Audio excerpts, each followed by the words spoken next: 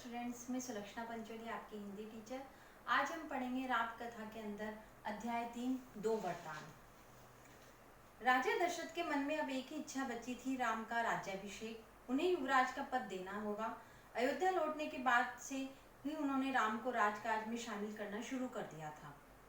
राम यह जिम्मेदारी अच्छी तरह निभा रहे थे।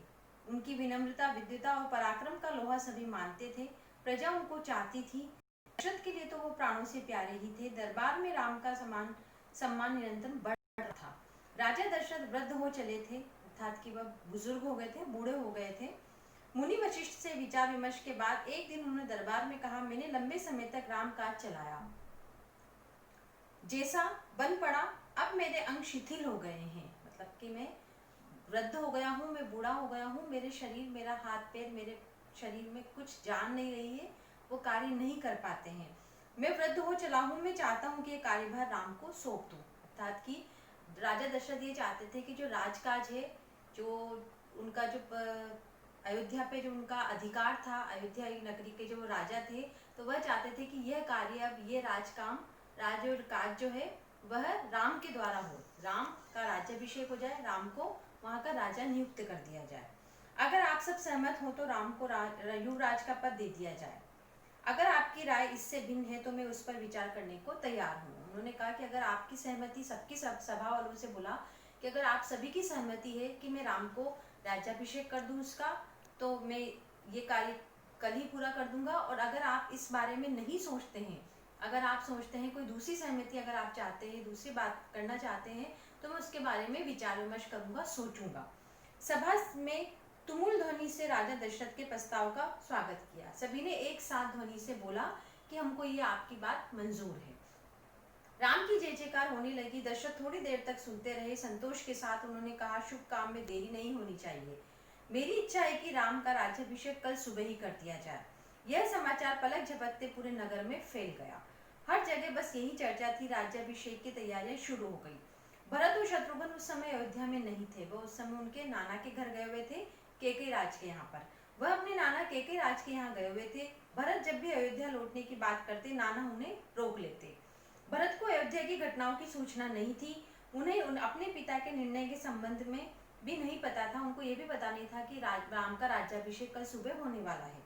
यह जानकारी भी नहीं थी कि अगले दिन राम का राज्याभिषेक होने वाला है।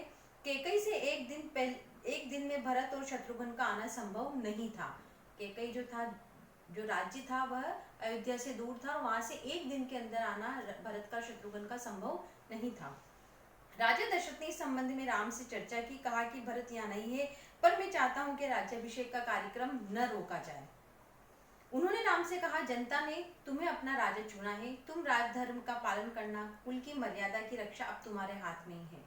राज्याभिषेक की तैयारियां रानी केकई की दासी ने भी देखी। मंथरा ने शुरू में उसे इस चहल पहल का कारण समझ में नहीं आया।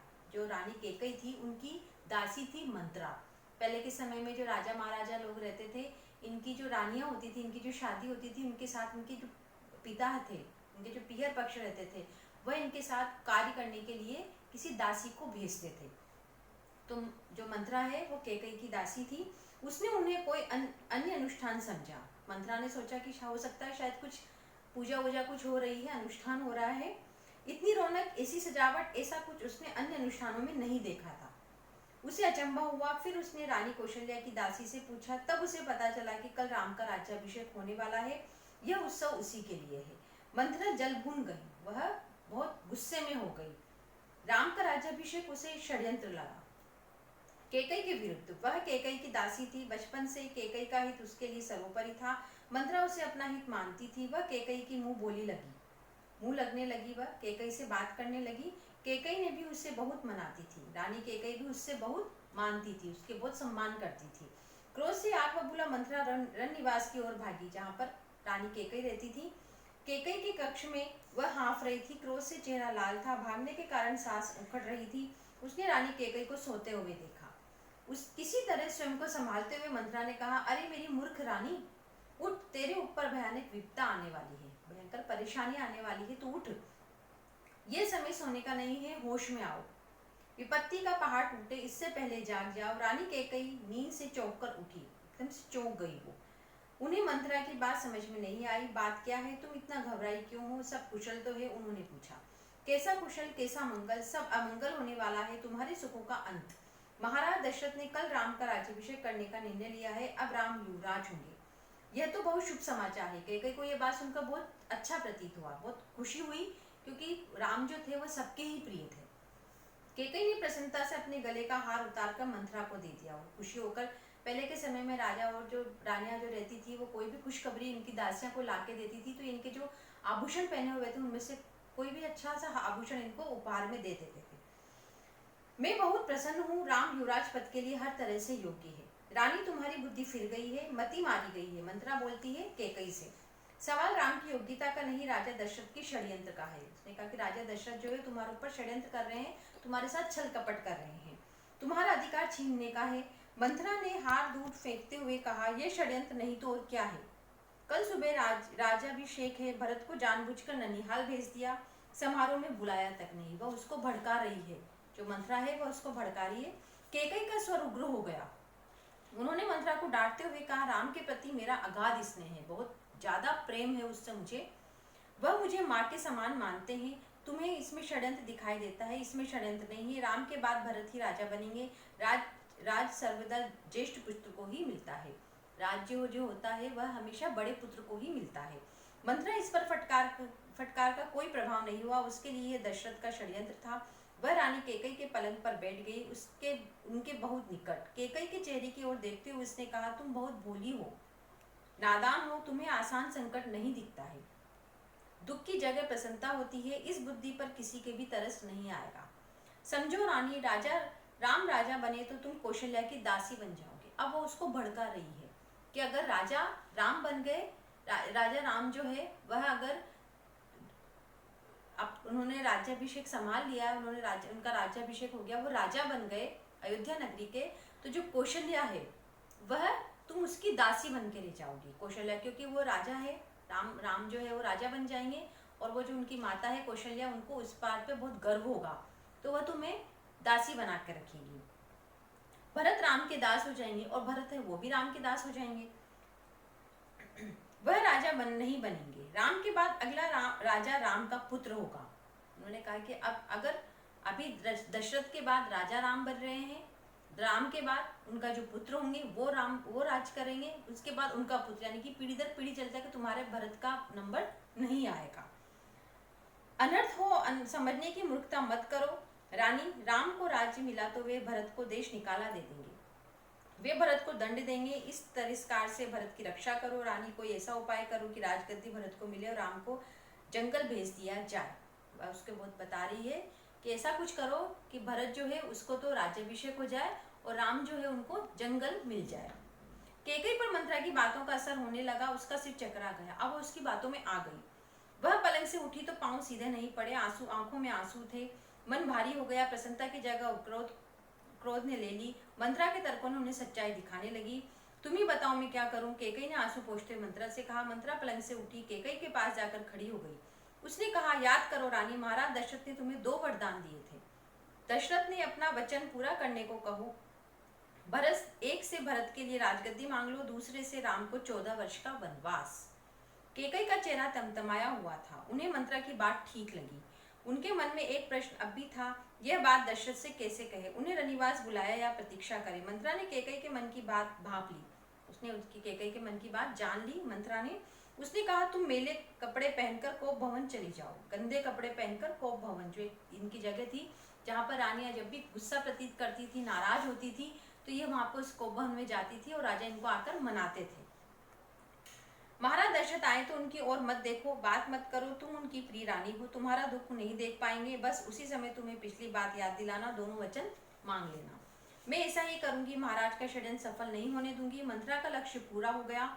चलते चलते उसने रानी कैकई से कहा, राम के लिए 14 वर्ष से कम वनवास मत मांगना। भरत इतने समय में राजकाज संभाल लेंगे। जब तक राम लौटेंगे लोग उन्हें भूल चुके होंगे। अब जल्दी करो रानी, समय बहुत कम है। रानी कैकई को भवन चली गई। मंत्रा निवास से निकल गई। दिन भर की गहमागहमी के बाद महाराज दशरथ को रानियों की याद आई। तुरंत रनिवास की ओर चल पड़े। उन्हें शुभ समाचार देने सबसे पहले वह कैकई की कक्ष की ओर मुड़े। कैकई वहां नहीं थी। प्रतिहार से पूछा, पता चला कि वे कोप भवन में है। दशरथ को चिंता हुई केकई कोप भवन में, परंतु क्यों? क्या इसलिए कि अब तक उन्हें सूचना नहीं मिली? राजा दशरथ ने सोचा कि हो सकता है उन्हें अभी तक सूचना नहीं मिली, इसकी वजह से वो नाराज हो गई, इस कारण वह कोप भवन में चली गई। मैं उसे अवश्य मना लूंगा, दशरथ ने सोचा। दशरथ कोप भवन का दृश्य देखकर हैरान हो गए। उन्होंने कोप भवन का दृश्य देखा तो वह देखकर हैरान हो गए। उन्हें कुछ समझ में नहीं आया। केकई जमीन पर लेटी हुई थी, बाल बिखरे हुए, गहने कक्ष में बिखरे, कपड़े मेले। तुम्हें क्या दुख है? क्या दुख हुआ है तुम्हें? तुम बताओ। अस्वस्थ हो? राजवेद को बुलाऊं? राजा दशरथ उनसे पूछते हैं कि तुम्हें किस प्रकार का दुख है, तुम क्यों नाराज हो, तुम्हारी तबीयत तो ठीक है, अगर तुम्हारी तबीयत खराब है तो मैं राजवेद को बुलाऊं? तो राजा दशरथ ने इस प्रकार के सवाल पूछे।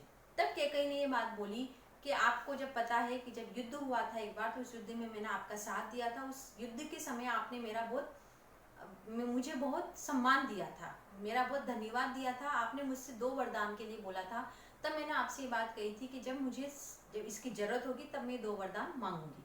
आज उन 2 वरदानों को मांगने का समय आ गया है।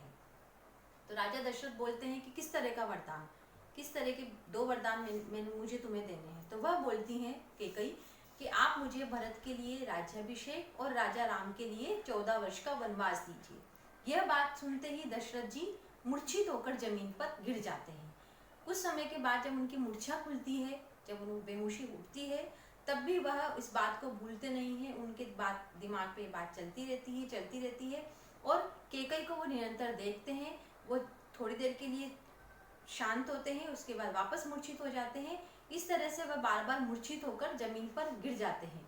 और कल सुबह राज्याभिषेक भरत का हो, राम का नहीं। वह बोलती हैं कि कल सुबह जो राज्याभिषेक होने वाला है वो भरत का नहीं हो, राम का हो। दशरथ का चेहरा सफेद पड़ जाता है, वह सफेद हो जाते हैं, उनका एकदम से वो परेशान हो जाते हैं। अपने वचन से पीछे हटना, केकई बोलती है कि अपने वचन से पीछे हटना रघुवंश कुल की मर्यादा नहीं है, आपको मुझे अपने 2 वचन देने हैं, आप मुझे वचन दीजिए। राजा दशरथ ये सुन नहीं सके, दोबारा बेहोश हो गए, रात भर बेसुध पड़े रहे। बीच बीच में होश आता, वह केकई को समझाते, गिड़गिड़ाते, धमकाते, डराते, पर केकई टस से मस नहीं हुई। सारी रात इसी तरह बीत गई। वह उन्होंने कई प्रकार की यातनाएं की, कई प्रकार की बातें बोली, उनको बहुत समझाया, उनसे कई बातें करी, तुम इस बात के बारे में मत बोलो, इस बारे में हम चर्चा नहीं करते हैं, राम का ही राज्याभिषेक होगा। किंतु केकई नहीं मानी और वह पूरी की पूरी रात में ही इस बारे में चर्चा करते रहे, दोनों केकई और दशरथ की राम का राज्याभिषेक। राजा दशरथ की इच्छा थी राम का राज्याभिषेक और केकई की इच्छा थी भरत का राज्याभिषेक। इस बारे में रात भर चिंता करते रहे और उसके बाद वो पूरी रात कभी बेहोश होते, कभी होश में आते। तो आप बेटा इस पाठ को, स्टूडेंट्स आप इस पाठ को पढ़िए। पढ़कर आपको यह पता लग जाएगा कि उन्होंने किस प्रकार से केकई ने अपनी बात मनवाने के लिए राजा दशरथ को प्रलोभन दिए, प्रोत्साहित किया, आगे बढ़ाया। Thank you.